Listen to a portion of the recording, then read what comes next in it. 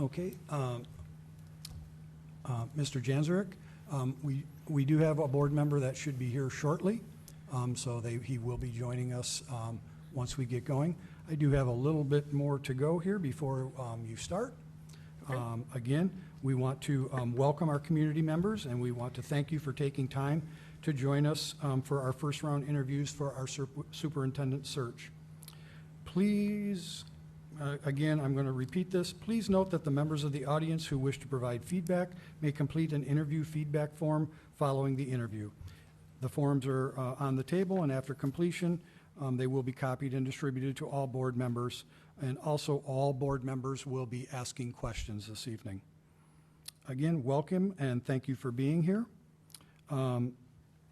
Following the interview questions, you will have an opportunity to make concluding remarks, and that all board members will be asking you questions in a round-robin format. And we have had the opportunity to review your resume in detail.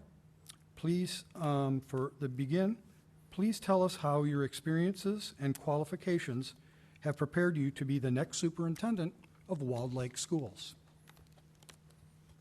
Thank you. As I reflect back on my career in terms of education, I really go back to my starting with Siena Heights and my undergrad, my work towards being an elementary school teacher.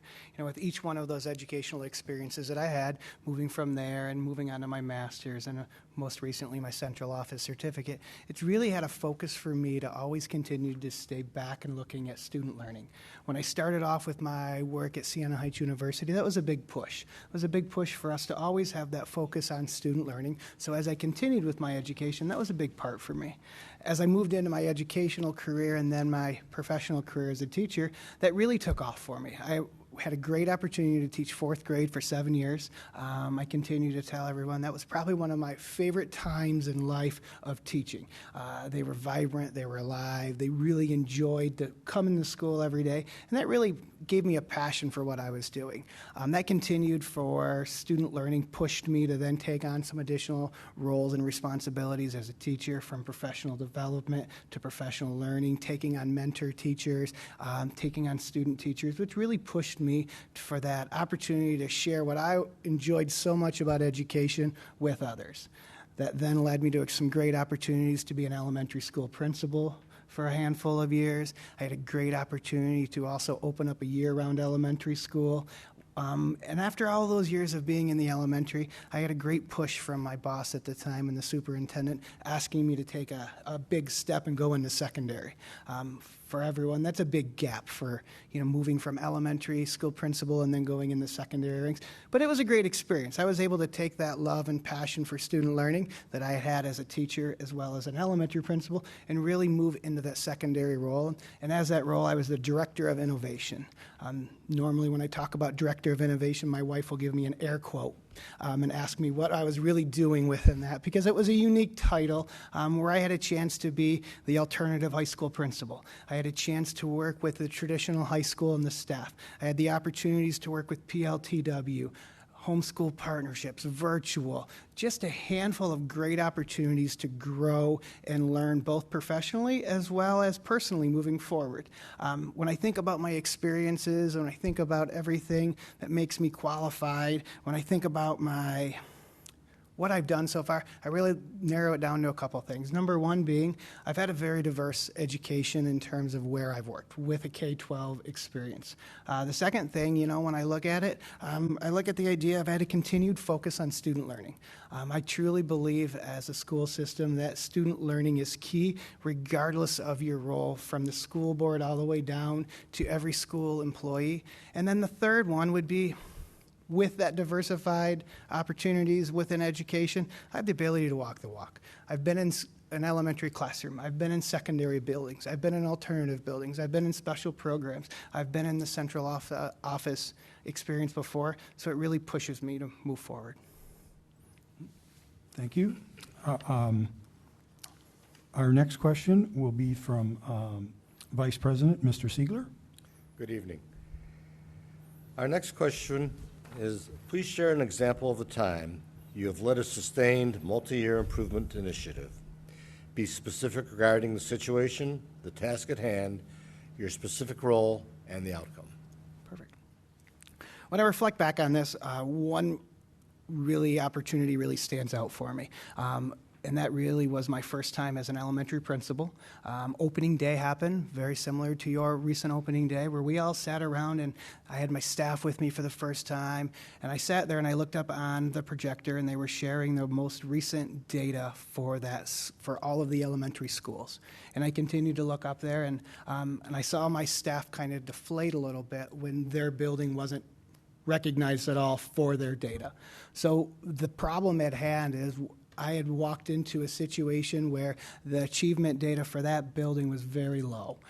It was an at-risk building, and they were really struggling. So my role within that and my task was to increase student learning. I had a great deal of experience in the Waterford School District with professional learning communities, and really that's where I started, and that was my task moving forward. What I thought was just going to be a task with my elementary school, but it expanded greatly after that. But that task was to really work with the staff to identify what they wanted their students to be able to do, but also use data to drive their instruction, use data to push the student learning forward. Obviously, we were looking at summative data at opening day. We couldn't really focus all of our decisions on that. So I really worked with the staff on how to collect formative data and how to use that data to make decisions in their classroom. When I look back at the results for Schickler Elementary School with that, they did phenomenal. We were able to increase student learning. We were able to increase our assessment data. We were able to really move forward. But more importantly, my staff had the ability then to do all of this on their own. It was a process and it was a program that we had worked with them on so they could move forward. My role in that entire setting was to lead my staff, to help them move forward with their teaching. What I thought was just going to be work with that one elementary ended up expanding into a K-5 initiative for the district. I continued to work, I moved over to Turl Elementary. There we continued the same process. Turl had very similar results where data was rather low. After 4 years, they were outperforming everyone else within their cohort data, which was wonderful to see. And then eventually it led to a K-12 initiative, really working with all the elementaries, the principals, the teachers, moving them forward with their collaboration and professional learning communities. After 9 years that I was there, they continued to push it forward, and I've been gone 3 years now, and it's still moving on. Thank you. The next question I will ask, tell us about your experiences maintaining a focus on student learning while also managing a district that is declining in both enrollment and revenues. Absolutely. Obviously, student learning is a big part for me. Obviously, student learning is something I truly believe in, but it's a challenge when you start looking at decreasing enrollment. Right now, even with decreasing enrollment, many districts are seeing an increase in revenue, but that's due to that increase in funds. Without that, many districts would be in a point where not only had they had decreasing enrollment, they would also have that decreasing revenue. For 12 years, working in district leadership positions, I was able to observe and watch what was going on in those situations, and watching the district continue to look back on the individual goals, look back at the district goals to make sure regardless of what's going on, we're maintaining that focus on student learning when we do have those declining enrollment opportunities. Really focusing on not having a direct impact on students. After a long time of really being in the position of observing and trying not to remove things regarding enrollment and trying not to decrease the budget to impact student learning, I really shifted my focus and started to look at what are the additional things we can do to increase our enrollment. What are the additional things and creative ways we can do to increase our revenue within the district? My first experience with that was really tying back into a district-wide scheduling procedure where we were identifying some gaps within the elementary schedule of travel time and really maximizing our individual staff members on where they were with the district specials. I then really started to look at the expansion of the year-round school for Lapeer. that experience there, it was an opportunity to bring students in from surrounding communities because we were a school of choice for those other individuals in Lapeer. So we were able to attract new students for that unique programming. And then most recently, with the last 7 years, I've really been focused with finding new and creative ways to increase enrollment, to increase revenue through virtual programming, through unique options for families, through some blended learning opportunities. So really, as I look back, I spent the first half of my career trying to focus and maintain on that student learning and talk with and not impact it negatively, where in the last 6 years I've really had a focus of what we can do to attempt to, we're never going to repair it totally, but try to maybe move the district forward a little bit more of not having that big of an issue. Okay, thank you. Our next question will be from Treasurer Mrs. Kaplan.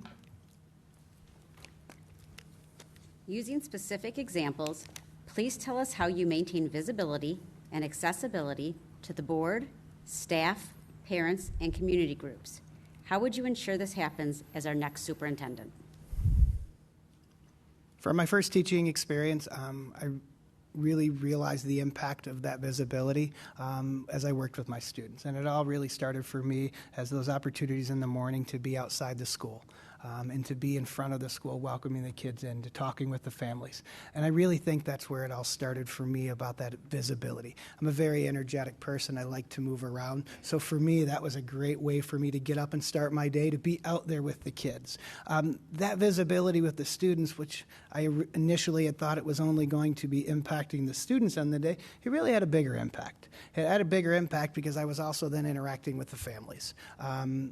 In education, we love making great phone calls, but unfortunately sometimes we have to make tough decisions and tough phone calls.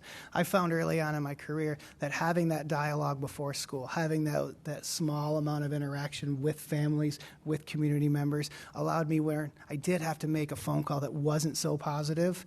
It gave me a previous relationship with that family. It gave me that opportunity to be open, honest, and move forward. That really continued for me as an elementary principal, of welcoming the kids every day and then releasing the students every day. As an elementary principal, they used to joke with me a little bit. The normal students that would be picked up every day had their families' cars memorized from standing out there every day. But it was my way to interact with the families. That also continued because I was starting to take on additional things within my first district as a principal. I was able to then interact with the families, which for me was huge because I then started to interact more within the community. I then started to take on more responsibilities, and I'd already built some of those relationships. I think for me, that visibility and accessibility is huge. That ability for anyone to walk up to you and have a conversation. As an elementary principal and a secondary administrator and now central office, my door is open to have a conversation with anyone that wants to talk and have some feedback and move forward.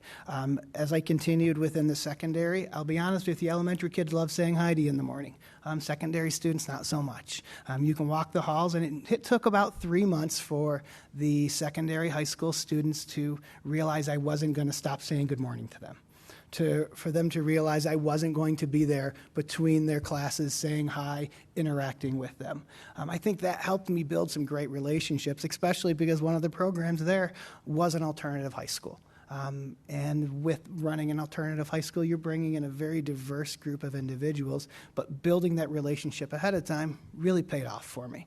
So when I think about how can I ensure this would happen as your next superintendent, it's in my true values of what I believe in. I believe that I need to be visible within the community. I need to be visible within the schools. I need to be able to be accessible for individuals that want to have conversations with me, as well as, if I build those relationships ahead of time, if I'm in the buildings, if I'm in the community, when additional decisions have to be made that might not be as pleasant, you've started to build that relationship. And I think relationships are huge, and they're the key to the success as we move forward. Thank you. Our next question will be from Trustee Mrs. Dunn. Tell us about a challenge you've experienced in bringing a diverse group of people to consensus on a difficult issue. How did you provide leadership, and what was the final outcome? So when I think about a challenge that I had in bringing a diverse group together, I think about opening up Charles as a year-round elementary school. What happened was we were in a very challenging spot at the time, and we had closed 3 elementary schools and then repurposed one as a year-round elementary school. When we repurposed that school, we also had the opportunity to bring in students, and it was an application process. So students from all around the district applied to be part of this district. So traditionally, the school was in a lower income area, and it was traditionally a Title I school. But as I brought in students from all around the district, I brought in a very large amount of students. There were families that were working full-time, and the year-round concept worked for them. In addition to bringing in students of all different backgrounds and diversity, I also brought in staff from the entire district. So I brought in teachers from every elementary school as well as some of the secondary schools to teach there. That was normally within an elementary school, you'll have some turnover and some new teachers, but you have that consistency. This is a brand new group of teachers, a brand new group of students that was really starting the school year off.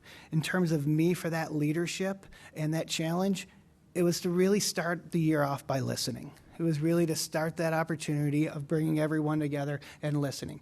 We had challenges from everything about curriculum, about supports, about teaching. It was a challenge because for some of the teachers coming into this, it was a first order change for them. They could deal with it, they could move on. Where some of them, it was rather challenging for them. It was that second order change where they struggled with some of the things that we were moving towards, but we were moving towards them because it was what was best for kids. So when I reflect back, my leadership in that final outcome, that staff did phenomenal things. They were amazing. Those students, I just got 2 emails at the end of last year of 2 students that were there with me that just graduated, that came together. 2 boys that were totally different sides of the community that came together at that elementary school and continued to stay friends. So when I think about what happened in that final outcome, I think we all came together as a group for that common good. We all came together to really support students. Thank you. Our next question will be from trustee Ms. Van Leeuwen. Mr. Titus, Yes. if we could just let Mr. Peterson sit down for a moment and let him know that we're on question 5. Okay. That would be great. Thank you. Yeah, we are on question 5. I will proceed. Perfect. Please explain opportunities you have had working and collaborating in diverse, multicultural, and inclusive settings. From my first teaching experience up until my last role as an administrator within a building, I had some great opportunities working with diverse populations of students. My first teaching experience was in a Title I building where students were coming in struggles that I wasn't used to as a teacher because I hadn't faced those same struggles. Struggles where I also mainstreamed students into that room, in my classroom. My first year of teaching, I had 25 students, and all of a sudden we were mainstreaming 10 students with some emotional impairments in their room. So opportunities where I didn't understand. I hadn't had that experience before, and it really taught me in terms of how to listen more. I couldn't come up with that magic solution for the student that was hungry when they came to school outside of eating breakfast, but it really pushed me to listen more. And as I continued with my career in terms of working in buildings, I continued to work with at-risk students, and those at-risk students really helped me understand in terms of teaching, in terms of learning, as well as collaborating with the families. They were facing struggles that I couldn't comprehend. So it took me a long time for me to sit back and listen. In terms of looking at with multicultural and diverse populations, that really pushed me in terms of my role as an alternative high school principal. Being an alternative high school principal, I share everyone has a story when they come to that building because it is a true story. And those students came from everywhere from Flint to Pontiac, from multiple different backgrounds, all coming together as one group of students. For me, that was a great opportunity for me to grow and learn from the experiences that they taught me about, as well as push my opportunities of how I could there continue to support them. My current role right now as Director of Special Programs, I bring in students from multiple areas that come from different backgrounds, that are very diverse, that are choosing unique programming for a various reason. I have to continue to be that individual that listens. I have to continue to be and not make judgment and not push forward without trying to understand where they're coming from, especially when we disagree on things. Thank you. Our next question will be from trustee Mrs. Casagrande.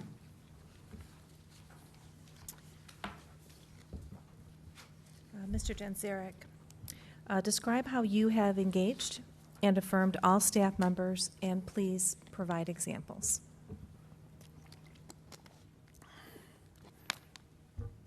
Affirming all staff members as a leader with my belief of student learning comes pretty natural. Regardless of your role in a school district, you have some impact on student learning. Whether you're the school board looking to make policy and support the district, or you're the bus driver. And I talk with the bus driver as one of the most important. They're picking the students up every single day. That is they are the first person that student sees. If they're greeted with a smile, if they're greeted with a good morning, it has really big impact on that student. So for me, affirming to those bus drivers, to affirming the individuals that come and dropped off at my elementary school every day, of walking with them, of having conversations with them, of continuing for me to share with them how important their role was. Now, driving a bus is not easy. Unfortunately, I've had to sit on the bus in certain situations for discipline, even with an administrator on the bus. It's not easy. So their job is extremely tough, and I need to make sure that they realize that. And as an administrator, I continue to push that. But that same role goes with the individuals working in the kitchen, our secretarial staff. They're the first line. When a family walks in, they're the first one that family sees. And when a guest comes in, they're the first one that guest sees. For me, me affirming to them how important their role is in student learning is huge. And then we even go bigger with our teachers, paraprofessionals, our administrative staff, just continuing to let them know every member of the school community plays an important role. Examples for me were those conversations with the bus driver, the kitchen staff, my custodian. They had at my last elementary I worked at, they had a special day just for the custodian, where they took care of him. They had lunch for him. They had an assembly for him. He was a big part of the school community, but he was also the one in the hallway when the students were passing between classes that he saw. He was also the one in the cafeteria when they were done with lunch that he was interacting with. He knew his true role was more than anyone could explain because he knew he had a big impact. And my work with him to help him understand he's more than anything else. He's bigger than he can ever believe because he is having a big impact on students, their learning, their social emotional development, and moving forward. Okay, thank you. Next question I will be reading. How do you go about making decisions on controversial issues? Please give an example of a controversial issue you have experienced.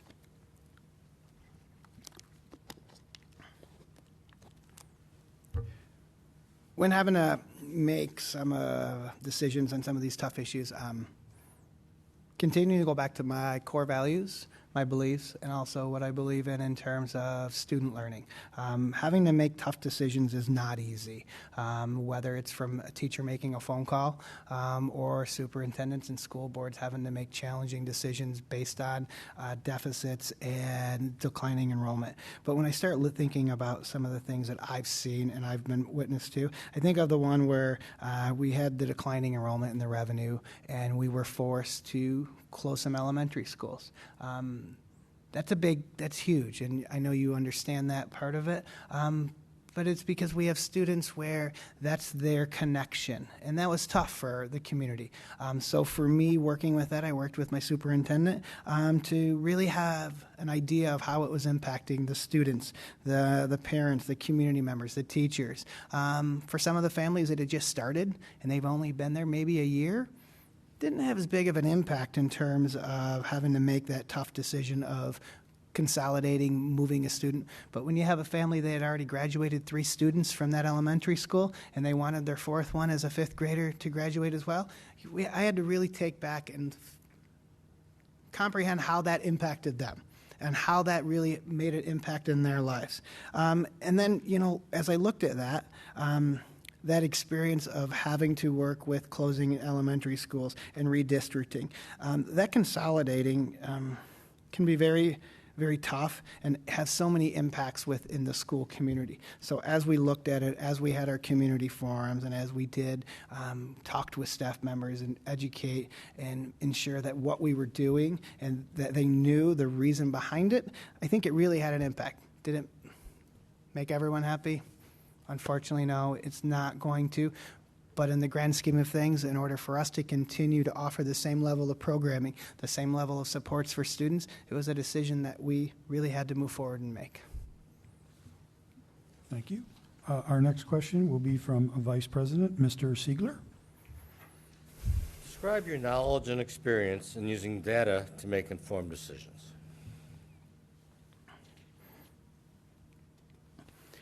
With having a focus on student learning, data becomes really natural for me in terms of making decisions.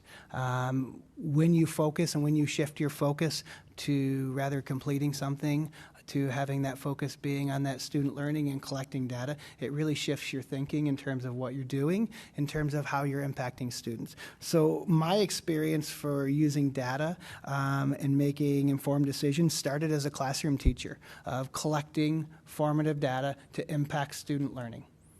As I moved on in my career, that also allowed me to work with my staff to go through a similar process of collecting data to make informed decisions. So I was then facilitating that same process.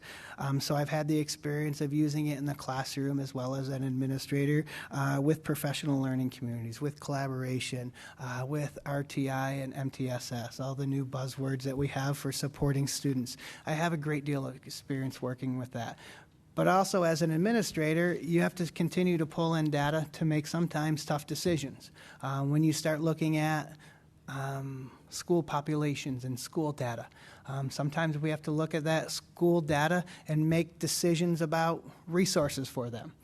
If they're struggling for whatever reason, we have to continue to look at that data to then adjust how we're supporting that individual school, those individual students, because it's not just everyone gets the same. We have to look at that data to make sure we're making the decision that best impacts students. I think the biggest area for me in terms of looking at data, as I started, wasn't so much looking at data to help students that were struggling.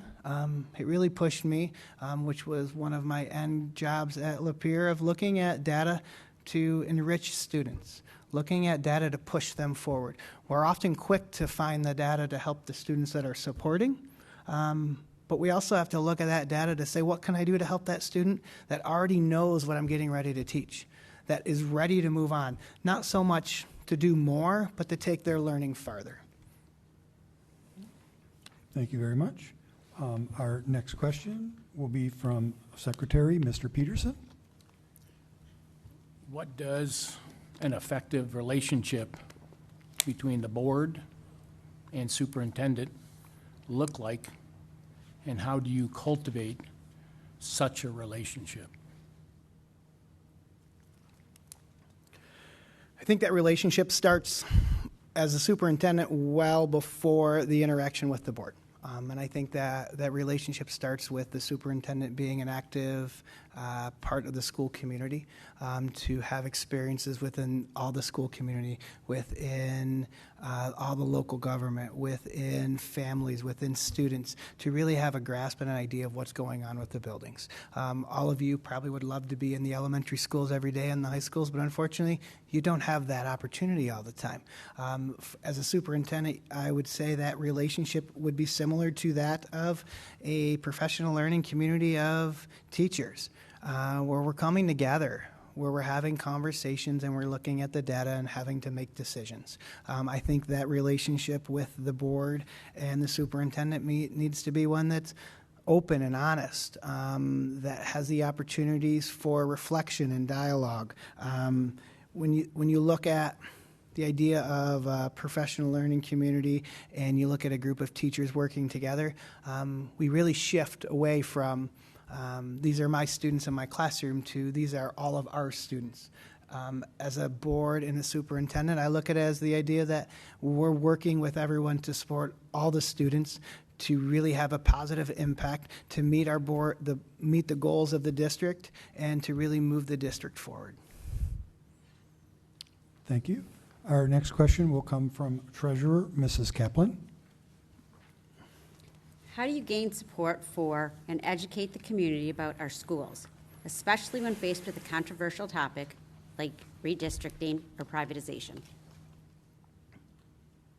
Two very challenging tasks or two very challenging topics.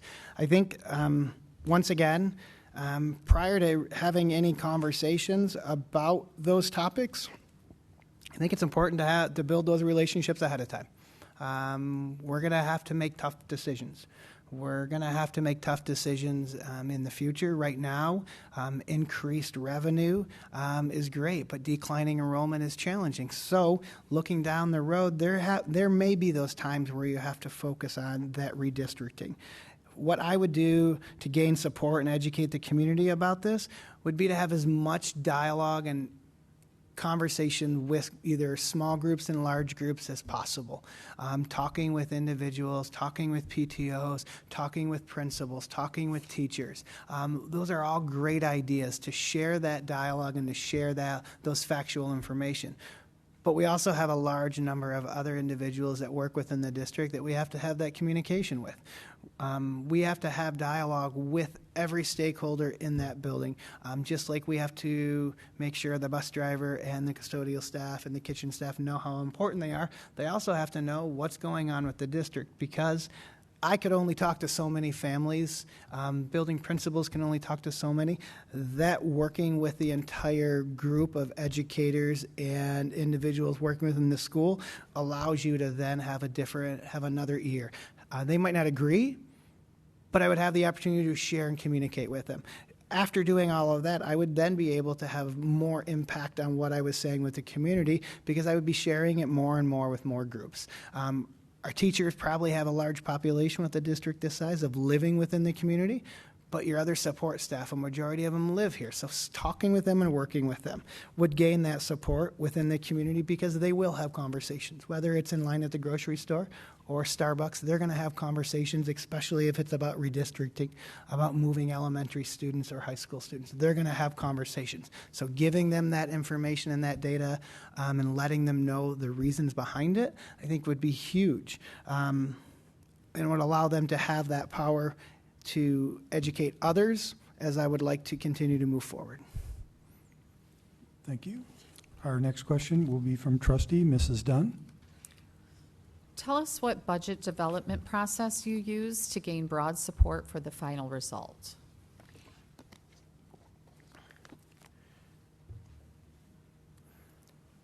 In the districts that I've worked in, the budget development process started early and was extremely collaborative. Unfortunately, sometimes within that budget process, when I first began in my administration, it was all about declining enrollment and declining revenue, and then what are we going to reduce? What are we going to get rid of? And it's not a good situation to be in as an administrative group or the entire budgetary team.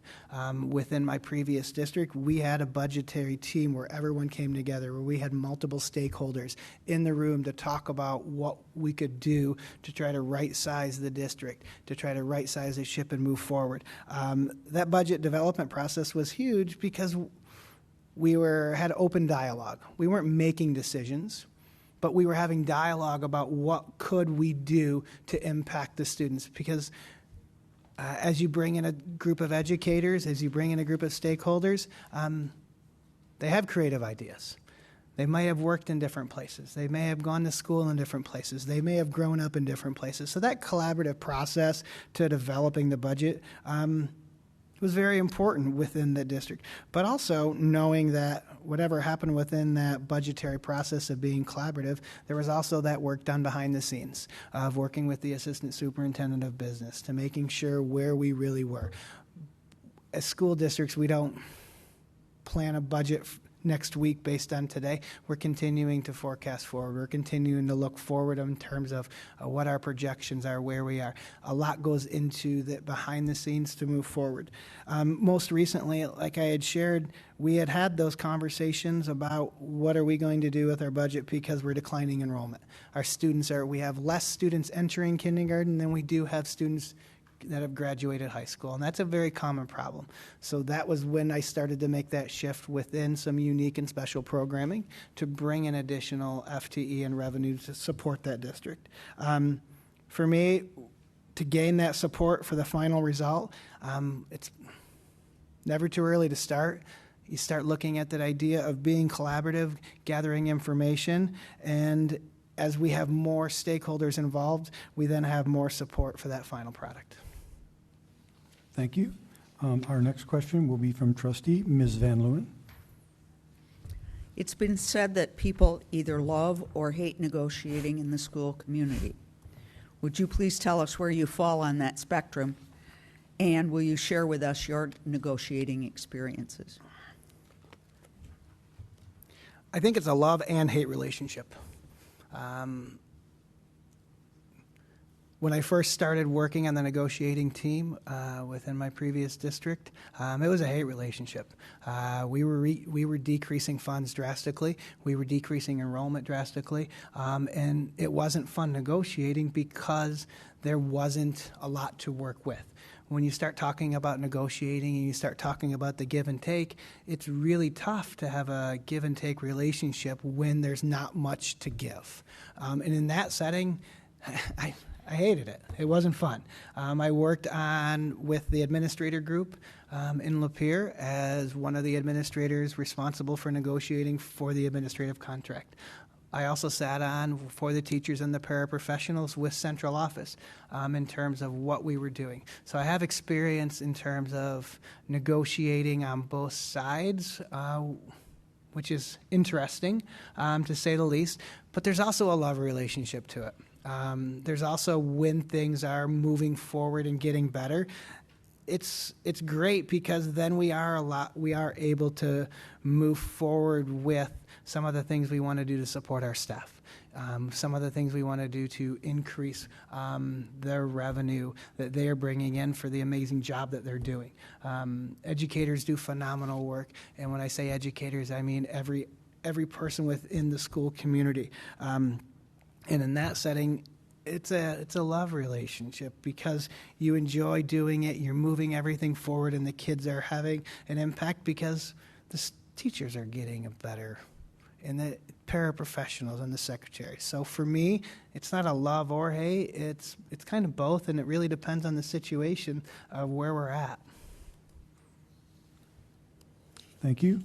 Our next question will be from trustee Mrs. Casagrande.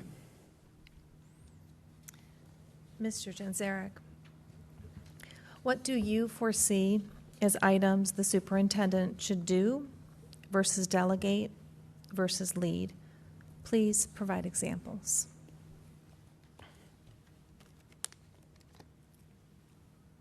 I think as a superintendent, your decision to do, delegate, or lead really depends on the situation that you're in.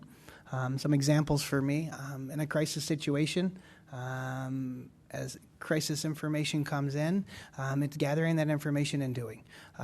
It's gathering that information and making decisions that to keep students safe, to communicate with families, using obviously the team involved from public relations to everyone to ensure that accurate information is going out.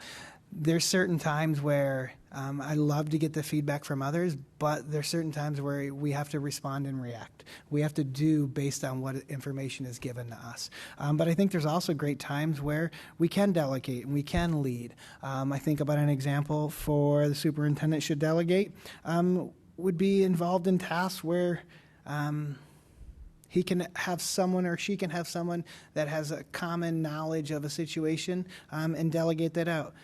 One situation that comes to mind with that would be recently we were given 3 targets within career readiness, and my superintendent came to me and said, within career readiness, we have 3 targets that we need to meet. He delegated that to me to be responsible for, in addition to what I was doing, but he knew my passion for career readiness. He knew my passion of finding creative ways to support students. So he was able to read the situation of what I was passionate about, delegate things out to me, knowing that I was going to follow through. But as you do delegate, he also then checks in. So as a superintendent, you continue to check in to continue to move forward. Where a leading situation, I guess the best thing in terms of that would be an example where you lead by example. If I want staff members to be engaged in the community and the students, and I want principals to be engaged with the students, then I need to lead by example with it. I need to show what that looks like and move forward. I think there's always times where we want to be that collaborative leader, and we want to bring in information from many stakeholders, and we want to have that lead and that delegate. But there's also with those situational times where we need to take that step and just do. Thank you. Our next question will be from Vice President, Mr. Siegler.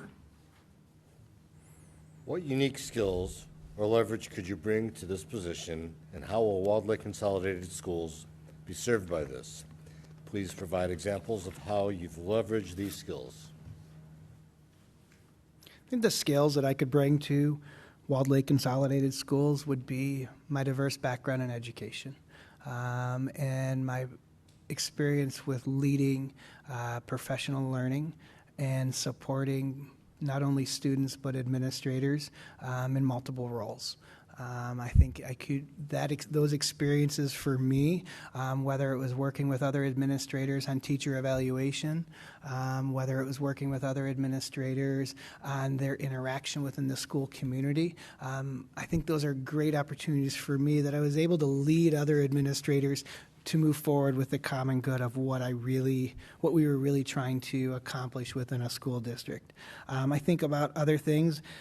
I've been an elementary teacher, an elementary principal, a secondary administrator. I've got a wide range of experiences that I have the ability to walk the walk with.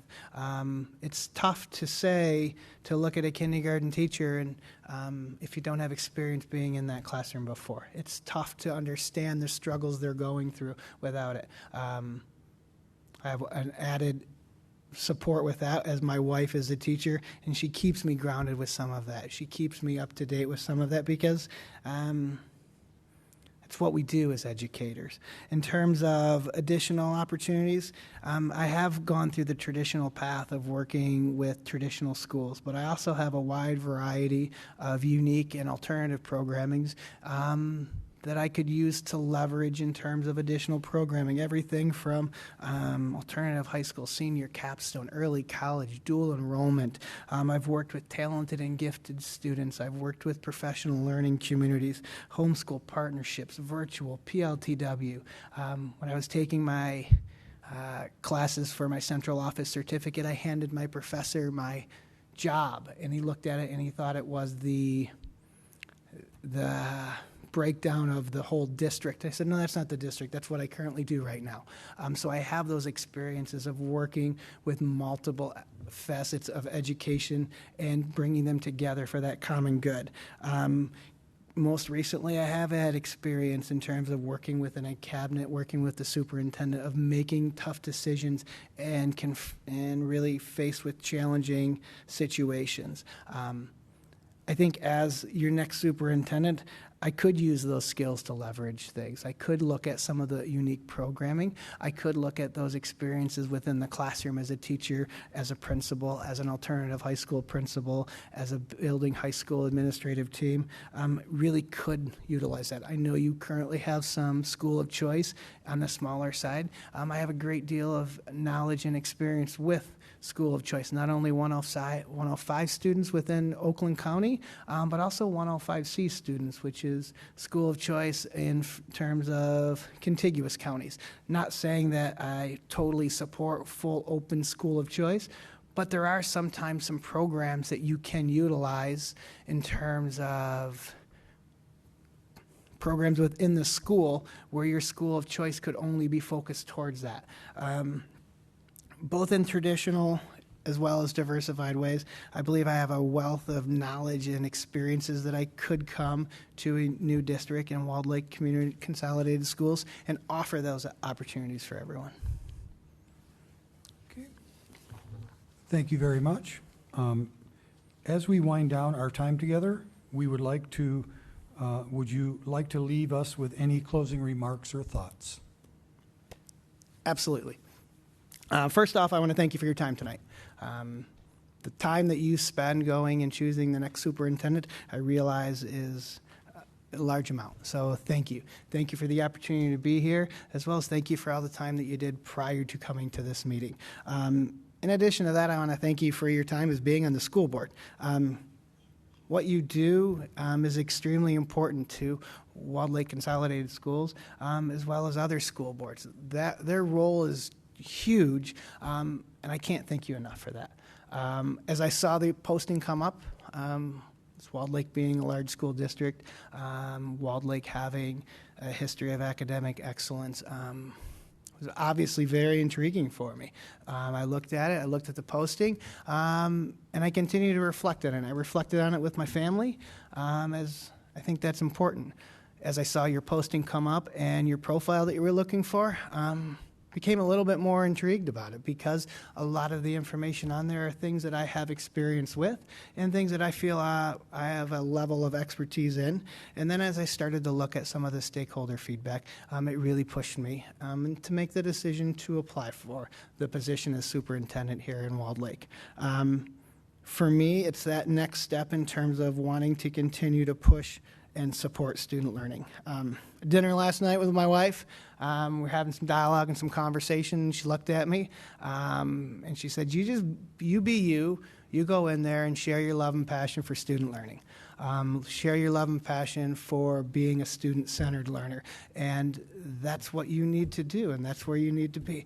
As I continued to make decisions educationally and professionally, I continue to have that dialogue with my wife. And my boys now, Broden, who's an 10th grader, and Cooper, who's an 8th grader, in their small little way came up and said something very similar, that you just go be yourself, Dad, go have fun. And I appreciate that. Not very often do you get a side hug from your 10th grade son. So hopefully he doesn't watch this later. But that was big for me. That was big to see them taking such a interest, because the role of superintendent it's a big role. It's a big responsibility. To have their support was big for me. So first off, once again, I'd like to thank you, not only for tonight, but for everything that you do. Okay, Thank you very much, Mr. Janczarek. We appreciate your interest in our superintendent position. The board is interviewing a number of candidates, and we will contact you if you are selected as a finalist. Thank you for coming, and we've enjoyed meeting you this evening. Thank you. Thank you. Also at this time, I would like to again remind our audience here to complete the feedback forms and then turn them into either Mr. Bennett or Mrs. Sovol. She's back there too.